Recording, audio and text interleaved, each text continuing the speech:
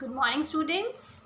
I am Shashi Verma, your English teacher, and today we are going to read a new poem, Friends and Flatterers, written by William Shakespeare. Okay, so first we read about the poet. As you can see the picture of William Shakespeare. So Shakespeare was born and raised in Stanford upon Avon. So ये Stanford में born हुए और बड़े हुए. Between 1585 and 1592, he began a successful career in London as an actor and writer. और see 15 means in 16th century में ये थे हमारे यहाँ, ठीक है, शेक्सपियर. सो इन्होंने अपना करियर लंदन में एज एन एक्टर और अ राइटर उन्होंने स्टार्ट किया. Shakespeare produced most of his unknown work between 1589 and 1630. इन्होंने अपना जो काम है वो 1589 और 1630 के बीच में अननोन वर्क यानी कि अननोन की जिसको हम जाने नहीं हैं, ठीक है, वो किया. His early plays were mainly comedies and histories. इनके जो प्लेज थे, ये प्ले राइटर थे जनरली. सो इनके जो प्लेज थे वो कॉमेडी थे या फिर हिस्ट्री से रिलेटेड थे. Genre he raised to the peak of sophistication and artistry by the end of the 16th century. और 16th century के end तक ये इनकी जो राइटिंग है वो बहुत सोफिस्टिकेट हो गई थी. सोफिस्टिकेट होता है means with the high values, ठीक है, क्योंकि ये बहुत फेमस हो गए थे और जो क्वीन हैं उनके लिए इन्होंने लिखना शुरू किया था. He then wrote mainly tragedies until about 1608, including Hamlet, King Lear, Othello, and Macbeth, which are considered some of the finest work in the English language. और इनकी जो स्टोरीज़ हैं वो मेनली जो हैं वो ट्रेजेडी हैं, ठीक है. ट्रेजेडी हुआ है कुछ भी जिसका एंड जो है वो डिस्ट्रेसफुल होता है, दुखी होता है, ठीक है, जिसमें उनकी हैमलेट बहुत ही फेमस उनकी बुक है, ठीक है. देन किंग लियर प्ले हैं इनके ये, ओथेलो, मैकबेथ एंड विच जो कि बहुत ही फाइनेस्ट वर्क रहे हैं इंग्लिश लैंग्वेज में. और इन्हीं बहुत फाइनेस्ट काम की वजह से ही इन्हें जाना जाता है बहुत, ठीक है. इंग्लिश लिटरेचर में इनका बहुत नाम है. In his past phase he wrote tragicomedy are known as romances. इन्होंने अपनी लाइफ के लास्ट फेज में इन्होंने ट्रेजी कॉमेडी लिखी, यानी जिसमें ट्रेजिडी भी थी और कॉमेडी भी थी, ठीक है, और जिसको कि हम रोमांस कहेंगे. And collaborated with other playwrights, और दूसरे राइटर्स के साथ भी इन्होंने काम किया. He appears to have retired to Stanford around 1613 at age of 49 where he died 3 years later. और वो 49 years के थे तब उन्होंने रिटायरमेंट ले लिया था, ठीक है, और उसके 3 साल बाद उनकी डेथ हो गई थी, यानी कि 52 years में इनकी डेथ हो गई थी, ठीक है. बट इन्होंने मीन्स बहुत छोटे समय से ही इन्होंने लिखना शुरू कर दिया था. So let's read this poem, Friends and Flatterers. Friends, you know, friends हमारे दोस्त, friends. Then what is the meaning of flatterers? Flatterer का क्या मीनिंग हुआ? Flatterer means who flatters you, जो आपको फ्लैट कर दे यानी जो आपकी इतनी बड़ाई करे, जो चीज़ें आपके अंदर नहीं हैं वो भी आप में ले आए, मीन्स बड़ाई कर करके वो आपको पूरा फ्लैट कर दे, तो वो हो गया फ्लैटर्स, ठीक है. So actually it's flatterer means flatterer. Flatterer कौन होता है? Flatterer is the person who do buttering. वो कहते हैं ना मक्खन लगाना. yes. तो जो आपको मक्खन लगाए, और कोई क्यों आपको मक्खन लगाएगा? वो मक्खन लगाएगा किस लिए? अपने फायदे के लिए. यस. यदि आप किसी और के लिए, आपके पास कुछ ऐसा है जो किसी और को उसका फायदा होना है, तो ऑब्वियसली वो आपको बटरिंग करेगा, है ना, मक्खन लगाएगा. So flatter, who is flatter? Flatter is the person who do buttering or who praises you a lot means the qualities that you have or you don't have, but he continues to praise you. okay, आपके अंदर कुछ quality है या नहीं है, but उसने आपकी बड़ाई ही करनी है. ठीक है, यानी आप कुछ गलत भी करेंगे तो भी वो कहेगा wow what a tremendous work you have done. So इस तरह की बातें जो है वो फ्लैटरर करेंगे. ठीक है, सो ये जो पोम है इसमें हमें यही सिखाया है इन्होंने कि हमें पहचानना है कि फ्लैटरर कौन है और हमारा फ्रेंड कौन है. ठीक है, एक फ्लैटरर, और आई थिंक फ्लैटर का मीनिंग आप समझ गए होंगे, उसको बार बार मुझे बताने की ज़रूरत नहीं है. ठीक है, तो एक फ्लैटर और फ्रेंड दोनों के बीच में क्या डिफरेंस होता है बहुत क्लियरली इस फॉर्म में समझाया गया है. Okay, let's read it. You just take out your book and take out your pencil and just note down each and everything that I'm going to tell you. Okay, so okay, let's read stanza 1. Everyone that flatters thee means you. ठीक है, ancient English word है ये दी, क्योंकि आपने देखा Shakespeare जो है वो 16th सेंचुरी के हैं. Okay, so 16th and 17th century के. सो एंशियंट इंग्लिश वर्ड्स हैं ये. इनकी जो प्रोडक्शंस हैं उसमें इस तरह के वर्ड्स देखने को मिलते हैं, क्योंकि पहले यही वर्ड्स जो हैं वो यूज़ होते थे. ठीक है, so everyone that flatters thee means you. Okay, you is no friend in mystery. Words are easy like the wind. Faithful friends are hard to find. So क्या कहा है यहाँ पे कि एवरीवन दैट फ्लैटर्स यू, कि हर कोई जो आपको फ्लैटर करे, मीन्स डू बटरिंग, आपकी जो बटरिंग करे, आपको हमेशा प्रेज करे. Is no friend in mystery. Mystery क्या होता है? Bad times. मिस्ट्री का मतलब होता है वैसे कोई भी रहस्य, कोई भी राज, कोई भी सीक्रेट. ओके, बट यहाँ पर अब मिस्ट्री का मतलब है, क्योंकि कई वर्ड्स ऐसे होते हैं जिनका कंटेक्चुअल मीनिंग होता है, मीन्स कंटेक्स्ट जो है उसके अकॉर्डिंग मीनिंग होता है. तो यहाँ पे मिस्ट्री का कंटेक्चुअल मीनिंग है बैड टाइम्स, आपका बुरा समय. तो क्या कहा है कि हर कोई, एवरीवन, प्रत्येक, हर एक, जो आपकी हमेशा प्रेज करे, is no friend in mystery. वो आप, जब भी आपका बुरा समय होगा, आपका बैड टाइम होगा, वो आपका फ्रेंड नहीं है. ठीक है, वर्ड्स आर इजी. हाँ, किसी को प्रेज करना इट्स इजी है.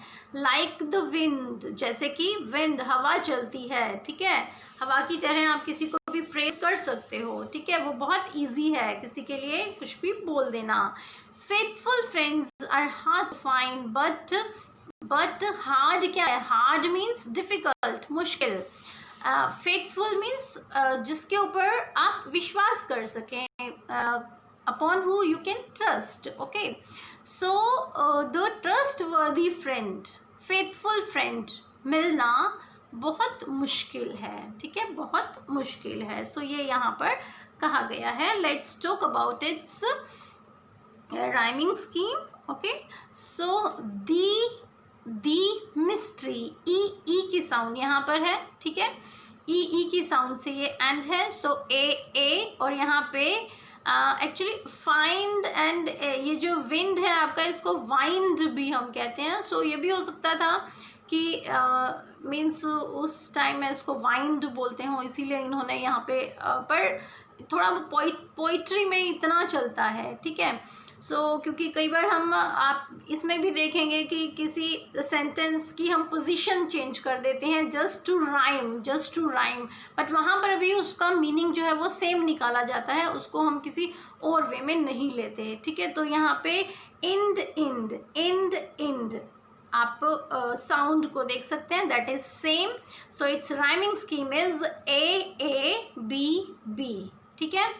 And you can see in the third line like the wind, like आ गया, सिमली है यहाँ पर, ठीक है, very good. Then faithful friend, for sound is repeated, so alliteration is here, okay, very good students. Then every man will be thy friend, willest thou hast wherewith to spend, but if store of crowns be scant, no man shall supply thy want. क्या कहा है कि every man will be thy friend, thy means your, दी था you, thy है your, कि every man will be thy friend, कि हर कोई आपका दोस्त है, हर कोई आपका दोस्त है। willest means when, लिखो इनके meaning, willest means when, thou means you, hast means have, where with to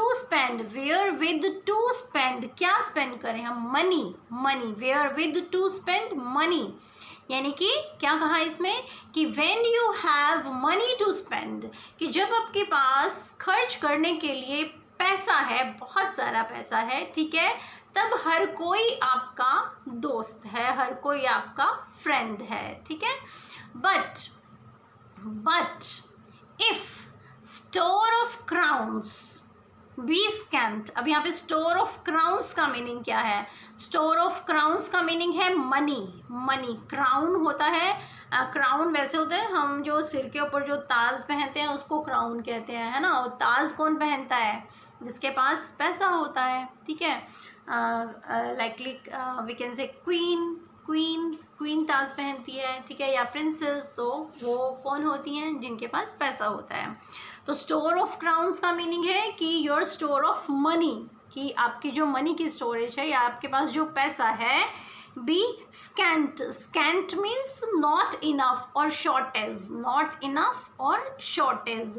कि जब आपके पास जब आपके पास मनी शॉर्ट हो जाए, okay, when you have shortage of money, no man shall supply thy want, want का मतलब है यहाँ पे नीड, विश, कि अब जो ऊपर हमने कहा है कि every man will be Dai your friend, कि सभी आपके दोस्त हैं, अब यहाँ पर हमने कहा है नो मैन, यानी कोई भी आपकी नीड को अब पूरा नहीं करेगा, ठीक है। जब आपके पास पैसा है, हर कोई आपका फ्रेंड है, हर कोई आपके साथ टाइम स्पेंड करना चाहेगा, क्यों, क्योंकि आप उनके लिए पैसे खर्च कर रहे हैं, ठीक है। पर यदि आपके पास पैसा नहीं है तो कोई भी आपका फ्रेंड नहीं बनेगा और कोई भी आपकी नीड को पूरा नहीं करेगा, क्यों, क्योंकि वो आपके फ्रेंड नहीं है, they were the flatterers, okay, they are the flatterers, understood, समझ गए इसका मीनिंग। यहाँ पर हम देखेंगे राइमिंग स्कीम क्या, in the third line store scent, sound is repeated, okay, and in the next line shall supply, sound is repeated, so alliteration is there in both the cases, alliteration is here, यहाँ पर alliteration है, ठीक है। Rhyming scheme मैंने आपको बोला पूरी जो फॉर्म है उसका सेम रहता है, understood. Then yes, if that one be prodigal, bountiful they will him call, and with such like flattering pity, but we were a king, क्या, if that one be prodigal, prodigal होता है spend thrift, यानी कि who spend more money, जो बहुत पैसा खर्च करता है, यानी बेहिसाब, जिसके पैसा खर्च करने में जिसका कोई कंट्रोल ही नहीं है अपने ऊपर, उसको स्पेंड थ्रिफ्ट या प्रोडिगल कहते हैं, ठीक है। If that one be prodigal, कि यदि कोई प्रोडिगल है, स्पेंड थ्रिफ्ट है, यानी बहुत पैसा खर्च करता है, बाउंटीफुल होता है गिफ्ट, गिफ्ट, ठीक है, फुल ऑफ गिफ्ट, यानी कि जिसके पास बहुत सारा पैसा है, ठीक है। बाउंटीफुल जो बेनिफिशियल है, इन सेकेंड वर्ड हम ये बोलेंगे बेनिफिशियल, यानी कि बेनिफिशियल जो आपके लिए इम्पोर्टेंट हो, इम्पोर्टेंट, ठीक है, बेनिफिशियल। दे विल, अब देखो यहाँ पर दे विल कॉल हिम आना चाहिए था, they will call him, but यहाँ पे राइम करने के लिए, क्योंकि प्रोडिगल से कॉल, कॉल आपका जो है वो राइम हो रहा है, तो यहाँ पे हिम कॉल कर दिया है, ठीक है, हिम कॉल कर दिया है। ये फिगर ऑफ स्पीच भी है, बट हम यहाँ इस चीज़ पे नहीं जाएंगे क्योंकि अभी आपकी छोटी क्लास है। तो bountiful they will him call, कि हिम, दे कौन, फ्लैटरर्स, जो आपके फ्रेंड्स नहीं हैं, फ्लैटरर्स हैं, जो जस्ट आपके अच्छे टाइम में आपके साथ टाइम स्पेंड कर रहे हैं, ठीक है, उनके बारे में बात हो रही है कि वो आपको बेनिफिशियल कहेंगे, बाउंटीफुल कहेंगे, ठीक है, क्यों, क्योंकि आपके पास बहुत सारा अभी पैसा है। एंड विद सच लाइक फ्लैटरिंग्स, और इस तरह के फ्लैटरिंग वर्ड्स के साथ, विच सच लाइक फ्लैटरिंग्स, इस तरह के फ्लैटरिंग वर्ड्स या आपकी फॉल्स प्रेज, फ्लैटरिंग हम कह सकते हैं फॉल्स प्रेज, इस तरह की फॉल्स प्रेज के साथ पिटी, पिटी यानी कि हाउ सैड, हाउ सैड, कितने दुख की बात है, but we were a king, we were a king, परंतु हम किंग हैं, यानी वो हमें किंग कहेंगे उस टाइम पे, वी वर अ किंग, हम कौन थे, हम किंग थे, ठीक है। कब थे, जब हमारे पास पैसा था और वो लोग हमारे साथ थे, कौन लोग, जो अपने आप को आपका फ्रेंड कहते थे, आपकी बहुत प्रशंसा करते थे, ठीक है। क्या कहा है इसने कि when you are prodigal means when you are spendthrift, when you spend more money, okay, they call you bountiful, or they feel you bountiful और बेनिफिशियल वो आपको बेनिफिशियल समझते हैं, ठीक है। एंड विद सच लाइक फ्लैटरिंग्स, और इस तरह की फ्लैटरिंग वर्ड्स के साथ पिटी की, कहते कि हाउ सैड, कि मुझे दया आती है आप पर, but we were a king, कि भाई वो इस तरह के वर्ड्स के साथ हम किंग थे, यानी वो हमें किंग भी कहते थे, कि भाई ये तो शहनशाह है, राजा है यहाँ का, ठीक है। सो ऐसे लोगों से हमें बच के रहना चाहिए, वो बातें आगे कही गई है, अभी जस्ट इतना हम यहाँ पे समझते हैं, ठीक है। अब यहाँ पे अब लास्ट लाइन में देखिए वी वर, सो व साउंड इज रिपीटेड, सो यहाँ पर आपका है क्या है, एलिट्रेशन, ठीक है, यहाँ पर आपका है एलिट्रेशन, ओके। देन आगे चले, yes, but if fortune once do frown, then farewell his great renown. They that fawned on him before use his company no more. क्या कहा है कि but if fortune means luck, आपका भाग्य, आपकी किस्मत, okay, destiny, आपकी destiny, do frown means नाराज हो जाना, नाराज, ruin, खत्म हो जाना, बर्बाद हो जाना या नाराज हो जाना, ठीक है।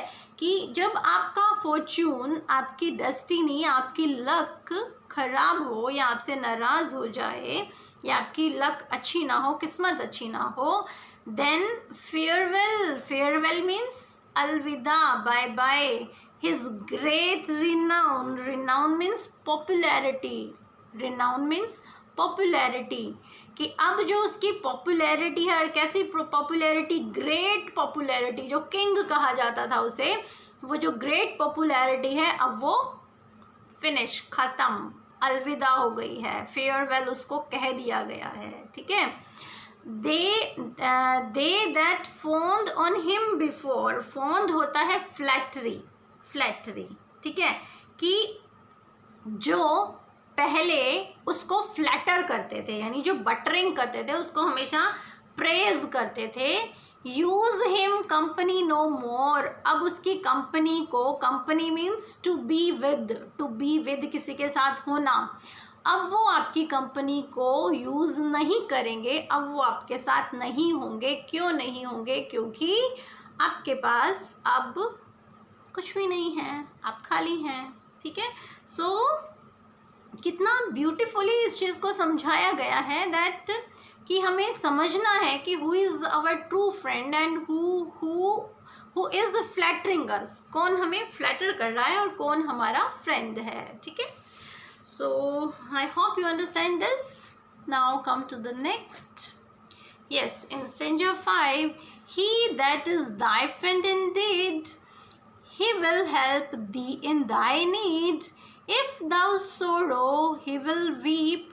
If thou wake, I cannot sleep. बहुत beautiful है ये। क्या कहा है? Indeed means really. Indeed means really. क्या कहा है? अब देखो कितने थे? 6 stanzas are there, okay? In which in the four stanzas, a poet describes about the flatterer, okay, and in the rest of these 2 stanzas he describes about the friend, okay. अब यहाँ पर हम फ्रेंड की बात कर रहे हैं कि अब आपका फ्रेंड कौन होगा और आपको क्लियरली समझ में आएगा कि फ्रेंड क्या है और फ्लैटरर क्या है। ही, वह, that is thy means your, कि वह, दैट मीन्स हु, वह जो कि आपका फ्रेंड है, इंडीड मीन्स रियली, वो रियल में आपका फ्रेंड है। He will help thee in thy need, कि thee means you, thy means your, so वो आपकी हेल्प करेगा। He will help you in your need, वो आपकी ज़रूरत के समय, जब आपको ज़रूरत होगी तब वो आपकी मदद करेगा। इफ़ दाउ सोरो ही विल स्लीप, कि दाउ मीन्स योर, यदि आपके दुख में, he will weep, weep means होता है टू क्राई, रोना, यदि वो आपके दुख में, आप यदि दुखी हैं तो वो रोएगा। इफ़ दाउ वेक, यदि इफ़ यू अवेक मीन्स यदि आप जागते हो। आई कैनॉट स्लीप, कि मैं सो नहीं सकता, भाई मेरा फ्रेंड दुखी है तो मैं भी दुखी हूँ, उसको नींद नहीं आ रही है, वो परेशान है तो मैं भी परेशान हूँ, ठीक है।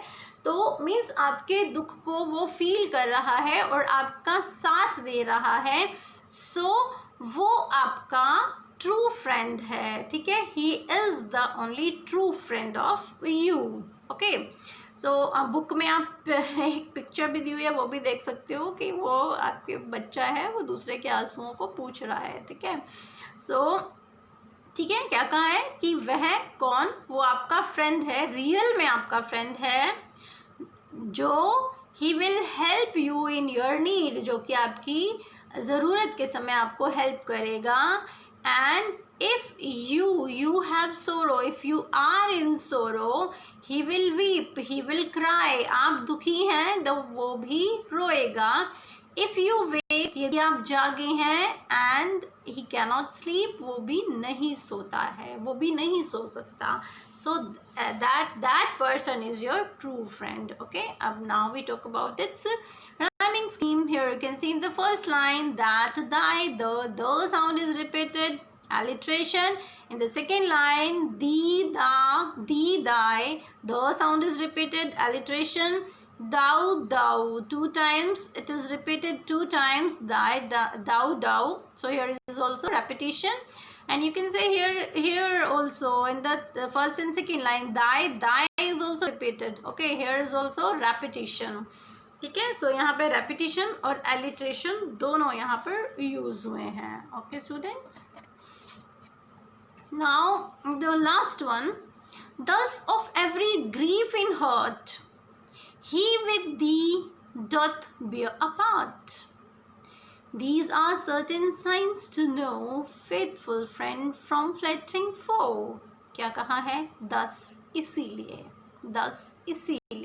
So of every grief in heart. Hurt means कि आपके grief means सैडनेस, दुख, डिस्ट्रेस, कि आपके हर्ट में, आपके मन में कोई हर जो दुख है, ही विद दी, वह आपके साथ, ठीक है. Don't means don't, bear apart phrase है यहाँ पर, जिसका मतलब है बियर अपार्ट का मतलब है टू सेपरेट. तो क्या कहा है यहाँ पे? ही विल नॉट या he don't separate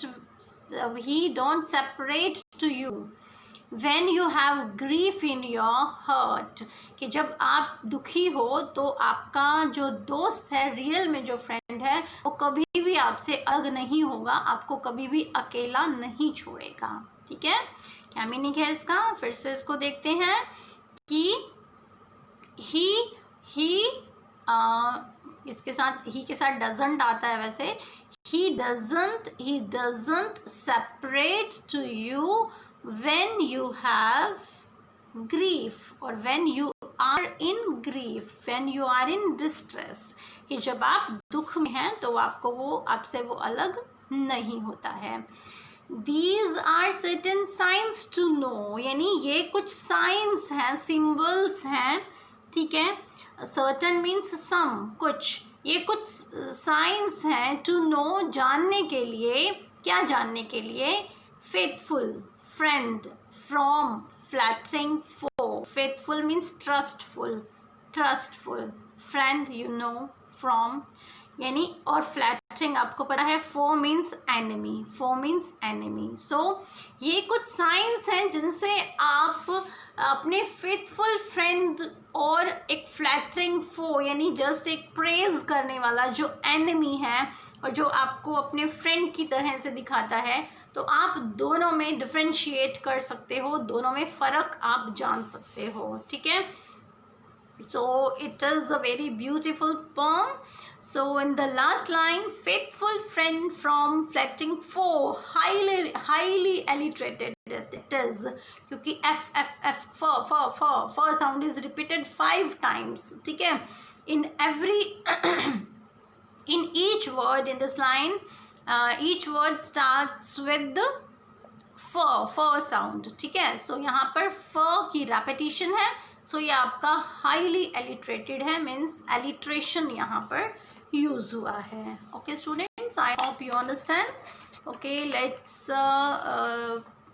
revise rhyming, figure of speech, rhyming scheme. You know, AABB, alliteration is used and then repetition is used. Then okay, it's the central idea of the poem. What is the central idea of this poem? The poem is centralized on the qualities of a true friend and the identification of a flatterer. Okay, तो pome किसके चारों तरफ घूमती है, क्या centralise करती है? Just एक ट्रू फ्रेंड की क्वालिटीज़ को सेंट्रलाइज करती है, और दूसरा हमें बताती है कि how to identify a flatterer, एक फ्लैटरर को हम कैसे पहचानें. ठीक है, A flatterer pretends you to be your friend only when you have something to entertain him, to facilitate him. कि एक जो फ्लैटर है वो आपको प्रिटेंड करेगा कि वो आपका फ्रेंड है. ठीक है, वो आपको ऐसे दिखाएगा कि वो आपका फ्रेंड है. किस समय? जब आपके पास उसको एंटरटेन करने के लिए कुछ है, जब आप उसको आपके पास उसको फैसिलिटेट करने के लिए, यानी आपके पास उसको कुछ देने के लिए है. ठीक है, तभी वो आपको एज अ फ्रेंड वो प्रिटेंड करेगा. And when you lost that thing, और जब आपके पास वो चीज़ ख़त्म हो जाएगी, he will no more be your friend, वो आपका फ्रेंड नहीं होगा. If you need him, he will never come to you to help you in your distress. यदि आपको उसकी ज़रूरत भी होगी तो भी वो आपके दुख में आपकी मदद करने के लिए नहीं आएगा।